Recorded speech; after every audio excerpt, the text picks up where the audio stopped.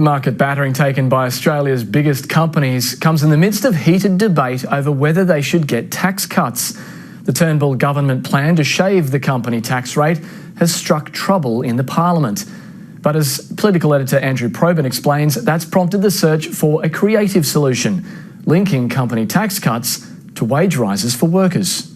How do you sell something as politically unsavoury as tax cuts to the top end of town?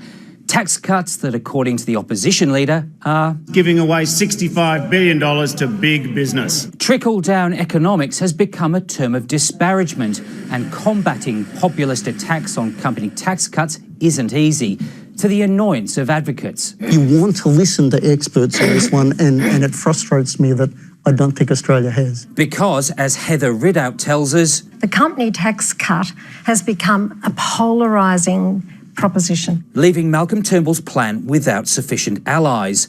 One idea being talked about is for the government to strike a deal with corporate Australia, company tax cuts that come with mandated benefits to workers. Shinzo Abe's government in Japan has done something similar.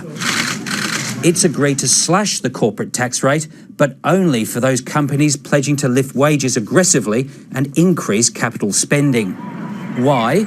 To stimulate consumer spending and generate growth, exactly what the Turnbull government wants to see here.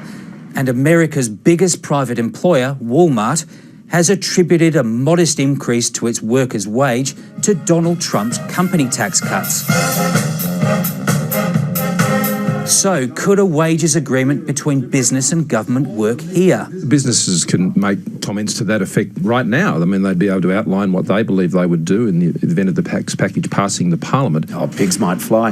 That fairy tale doesn't have a happy ending. But a compact between government and the business sector would have echoes of the Accord reached between the Hawke government and the ACTU in the 1980s that allowed industrial wage harmony in return for economic reforms, including in Medicare, superannuation and welfare. That was one of the slowest periods of real wage growth that we saw. It wasn't until the Howard Costello government came in that we saw real strong growth in real wages. Both sides of politics have proposed company tax cuts in the past decade, and both, for different reasons, have opposed them.